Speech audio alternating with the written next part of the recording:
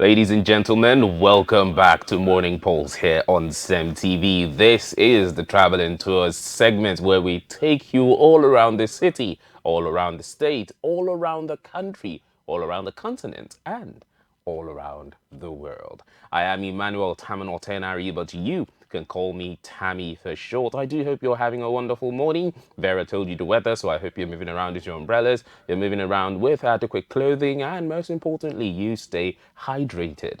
Ladies and gentlemen, today I'm taking us further into the wildlife and conservation side of northern Nigeria.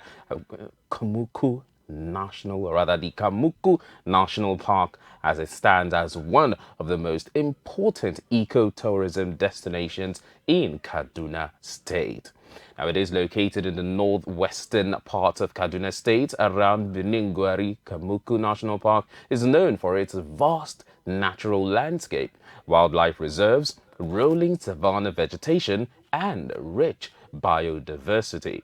The park offers visitors a rare opportunity to experience Nigeria's untamed wilderness and natural ecosystem almost completely untouched.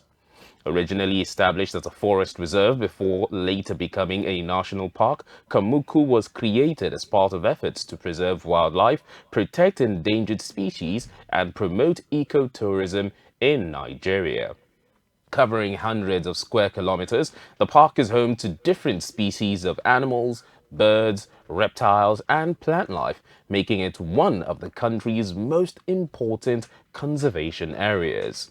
Since gaining recognition as a national park, Komuko has become known for several reasons, many of which include it is one of Nigeria's major wildlife conservation parks. It protects several species of wild animals and birds. It attracts researchers, eco-tourists, and nature lovers, and it provides a true safari-style outdoor experience in northern Nigeria. And of course, as you've seen with some of the pictures and the one being shown now, it is a beautiful place, greenery everywhere. You may even be tempted to believe that it is not within Nigeria. It has wonderful waterfalls and springs of water, along with several animals that some people before now would not believe exist in Nigeria. You can see the likes of elephants, you can see wild deers, you can see, wildebeests, you can see a lot of savanna animals, lions, and you can find them in this National Park Reserve. The park's natural environment consists of open savanna grasslands, rocky hills, rivers, and forested areas that create a stunning natural landscape for exploration. Of course, you can still see some more views, wonderful views from the skyline, beautiful forests, and of course it has rocky hills and it has a wonderful savanna feel to it. Now, major attractions and activities that you can look forward to are wildlife viewings and safari experiences, bird watching tours, nature photography and documentaries, camping and outdoor exploration, hiking and guided ecotourism activities, and scenic savanna and forest landscapes. So, if you want to see an elephant, if you want to see, a wild deer, you want to see what some people who would just classify as bushmeat, yeah, you can go there. You can see different monkeys. You can see different species of birds, parrots, a lot of birds. You can perhaps even see a toucan. These are birds that not many people in Nigeria even know exist. So you can go there, observe these creatures, and it will be a wonderful and educating experience if you ask me.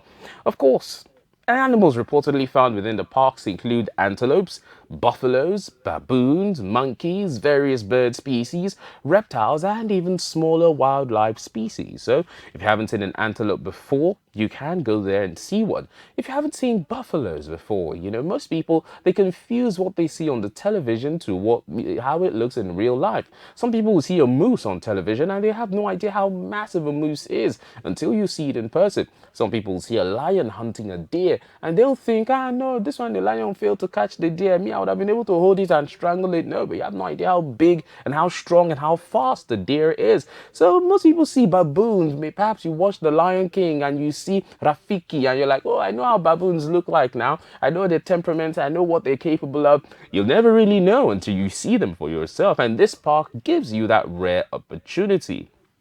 One of the most exciting parts of visiting Kamuku National Park is the peaceful wilderness experience.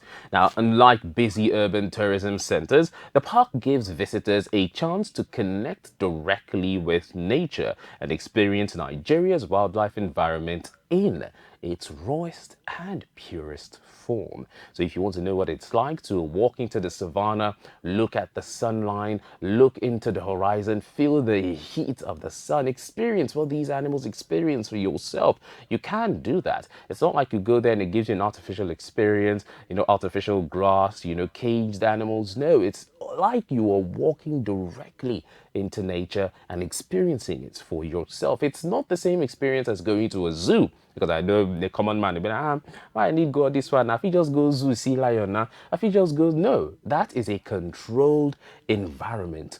But in the safari, in the park, you're seeing how they would react in their home turf. You're seeing how they would, interact with one another and how they would react to you, an outsider, when you walk into their territory. So these are experiences that you cannot get unless you go to the park. One of the most exciting parts of visiting Kamuku National Park is the peaceful wilderness atmosphere, as I've mentioned. Like I said, it's once you walk in, it's different from walking into a zoo. You're seeing people with food, you're seeing animals in cages. That atmosphere is completely different to when you walk in. You can hear the cries of the monkey somewhere else. You can hear the footsteps of the elephant somewhere else. You can perhaps even hear things rustling in the trees, and you can hear bird cries that you've never heard before. Trust me, that is an experience that you will never get unless you go to the park for yourself. The park is especially attractive to people that are interested in wildlife photography. So if you're a photographer and you want to take pictures of monkeys, you want to take pictures of buffaloes, elephants, you want to get these natural pictures either for your documentary or for your personal, take, it is beautiful. It is a good place for you to go to. If you're a conservation researcher, you can of course go there as well to observe the animals in their natural habitat and of course document these for your research. If you're an adventure tourist, you're someone that wants to experience the, dare I say, David Attenborough experience, you want to be able to hear in your head, and ahead you can see the zebras enjoying the natural wellspring given to them by nature. If you want to be able to experience all of that, if you're like me, because I love David Attenborough's voice, so anytime I see a wild animal, I immediately play that out in my head. So someone like me going to that park, it will be heaven, for lack of better words. And if you're someone that enjoys nature and camping, that place is awesome for that experience as well. Family and visitor friendly features are also included. You can have guided tour experiences, you can have open natural relaxation environment, you can have educational ecotourism opportunities, and like I mentioned earlier, you can have camping and exploration activities. So it's not just something you can go on your own. It's something you can go with a friend, something you can go with family. It's something you can even go with your kids or your wards. Things visitors are also advised to avoid. Do not feed or provoke the wild animals because, like I said, this is not a zoo. They're not in a controlled environment that you can call a zookeeper or you can call security and so on and so forth. No, you are walking into their turf. You're walking into their natural habitat. So how they would react to you if you provoke them is not the same way they would react to you in the zoo if you provoke them, because you are in their home.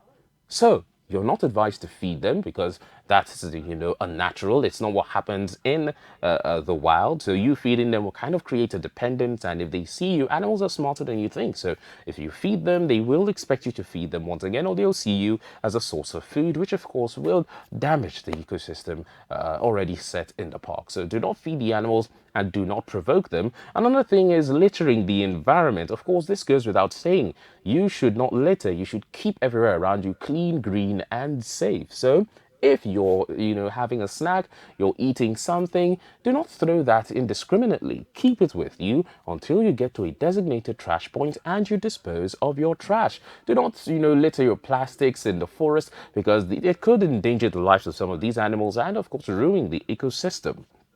Do not enter restricted wild zones alone, which is why the tour guide experience is an option that you can take in. You cannot wander into the baboon territory without a tour guide. You can't wander into the chimpanzee territory. You can't even go close to an elephant without an experienced tour guide with you because, like I said, You are in these animals' areas and they may not be as friendly as a normal human may be. I mean, even humans, you can't just walk into someone's house and expect them to be, hospitable. They will, want to defend themselves either out of fear or you're just in my personal space. So do not enter restricted wildlife zones areas and do not damage natural habitats or vegetation. These animals need these things to survive. Most of the animals there are herbivores. You see elephants, you see antelopes, you see buffaloes. So do not go there and you smoke and you dispose of your cigar. And it's a savanna. It has a lot of dry grass, so you can of course cause a fire. So do not destroy the vegetation.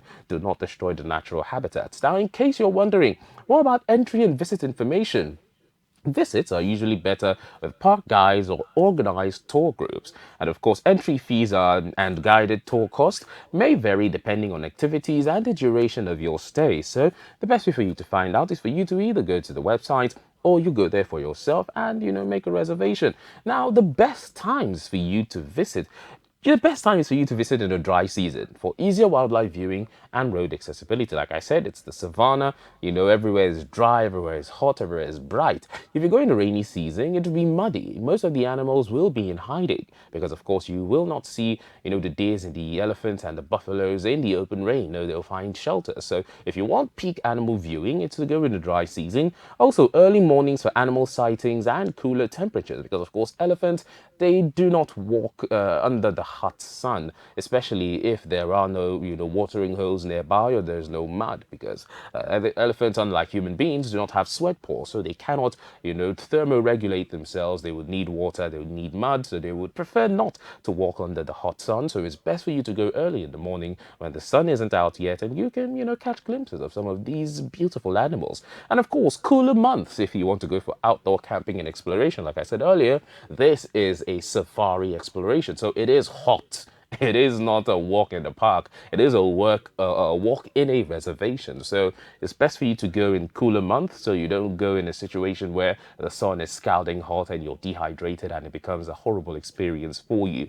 Ladies and gentlemen, that's the most we can take on traveling tours here today. Remember, it's best for you to experience these things for yourself. So you can arrange a vacation yourself, your family, your friends, a group, your workplace. All that matters is you go and experience these places for yourself because, hearing is not as good as experiencing. Experience, of course, is the best teacher. I still remain Emmanuel Taminor Tenari, but you can call me Tammy for short. And we're going to go on a short break. You're still here on SEMTV Morning Pulse. Vera will be back to bring you the online trends. And of course, I'll still be here to dissect the stories as she brings them. Don't go anywhere. Hey, hey, hey, hey,